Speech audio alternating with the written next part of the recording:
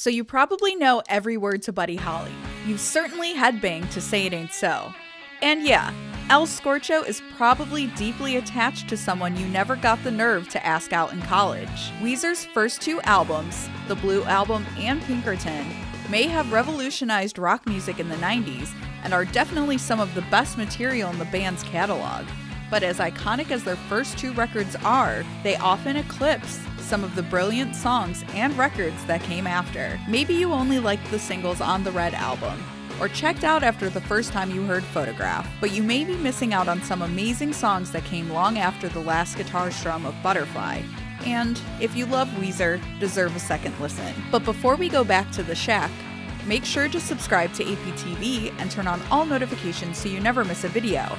And check out the link in the description to the Spotify playlist featuring all of the songs on this list. Here are 10 amazing Weezer songs that are not on Blue Album or Pinkerton. Oh Girlfriend, Weezer, Green Album. Weezer's sophomore album, Pinkerton, is Rivers Cuomo's most abrasively autobiographical lyrical work to date, and gradually earned a cult fanbase who identified with the record's ugly honesty. Weezer's follow-up, the Green Album, shocked fans with its full embrace of radio-friendly power rock and lyrics that felt restrained and emotionally cold, leaving listeners longing for the kitschy confrontation of Pinkerton. The Green Album's closing track, Oh Girlfriend, is a lovesick standout on an album that is ultimately some of Weezer's most breezy and fun pop rock. Oh Girlfriend trembles with Cuomo's inherently sad-sounding tremor and aches over a weeping guitar solo.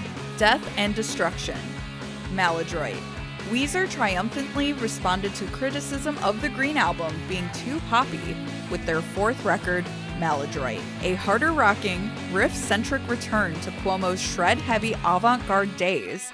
Maladroit delivered a batch of Weezer's most complex arrangements and technically proficient guitar solos. Death and Destruction crawls delicately through a slow build that explodes into a massive chorus, accented with an arpeggio sweep that could make Yngwie Malmsteen jealous. If you've ever questioned Weezer's guitar chops, give Maladroit another spin and let Cuomo and Brian Bell shred your face off. Haunt You Every Day, Make Believe, Beverly Hills, and We Are All on Drugs may have rubbed many Weezer fans the wrong way with their radio pop treatment and accompanying visits to the Playboy Mansion, but there are a lot of hidden gems in the deep cuts of Make Believe that revel in experimentation and attempt to test the expectations of their audience. Producer Rick Rubin encouraged Cuomo to write a song like Billy Joel, and the outcome was the piano-driven album closer, Haunt You Every Day. On this track, Cuomo croons his loneliness over a walking piano line, which is perfectly accented with squealing dissonant guitar leads that mirror the ache in his voice. This is one of Weezer's most mature songs. With most of their catalog filled with angsty breakup ballads, this one hits like a divorce. The Greatest Man That Ever Lived, Variations on a Shaker Hymn, Weezer, Red Album. Pork and Beans is considered by many to be a quintessential Weezer song, but the Red Album's true star is the insanely ambitious, genre-jumping The Greatest Man That Ever Lived. Going from nerdcore rapping to Queen-esque arena rock to church choir a cappella in a series of brilliantly arranged movements, this song is a testament to Cuomo's prowess as a composer while retaining the windows-down sing-along fun of Weezer's most radio-friendly hits. Let It All Hang Out, Raditude. Raditude has been widely rejected and intensely scrutinized by Weezer diehards. Sure, maybe Can't Stop Partying or In the Mall aren't what you're looking for in a Weezer song, but the album also contains some of the band's most feel-good stereo saccharine that show off their eagerness to be played in the background of your next college kegger. The soaring lead riff on Let It All Hang Out is worth the price of the album alone. A mantra of self-care and the joys of leaving your worries locked up in the house as you enjoy a night out with friends, Let It All Hang Out is a refreshing reminder that Weezer don't have to rest on the laurels of their angst to write a great song. Unspoken, Hurley. This Hurley track is pure build, starting with Cuomo bellowing over an aggressively strummed acoustic guitar, accented by a flailing jazz flute, and eventually leading to an enormous swell of grungy full-band groove rock. Unspoken is an interesting deconstruction and rearrangement of the loud, quiet, loud dynamic of Pixies and Nirvana that they've based their song structure around, and delivers one of their very best career deep cuts. The Future Scope Trilogy. Everything Will Be Alright in the End.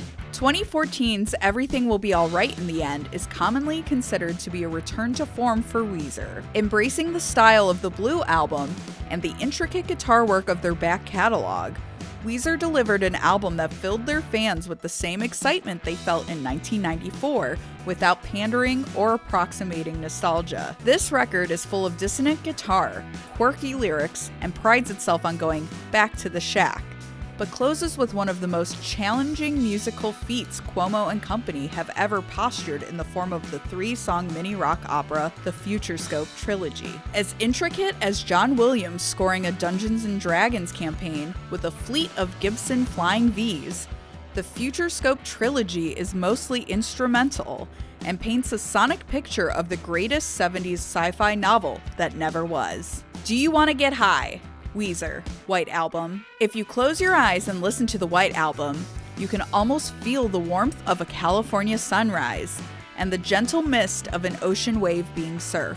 This album is pure summertime rock, and Do You Want to Get High is a wailing Pinkerton throwback that is the most refreshingly filthy track on the album. Drenched in feedback that fights with nasally guitar leads and drummer Pat Wilson's driving beat, Do You Want to Get High brings the bleak to the beach and is also one of the most noisily romantic tracks in the Weezer songbook. QB Blitz, Pacific Daydream. Pacific Daydream is one of the most tragically ignored albums in Weezer's catalog, but is full of massive choruses that expound upon the White Album's sunshine vibes. On QB Blitz, Cuomo blends the California twinkle of recent Weezer with diary entry lyrics that articulate loneliness and isolation in a way only he can. This is one of the saddest songs Cuomo has ever written, delivered against a dreamy Beach Boys-inspired guitar lead and Scott Schreiner's somberly strutting bass line.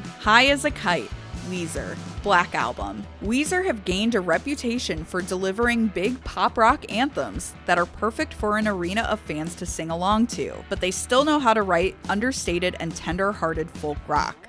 On High as a Kite, Cuomo yearns for freedom from anxiety and an escape from his own mind, and turns in some of his most sophisticated songmanship in the process.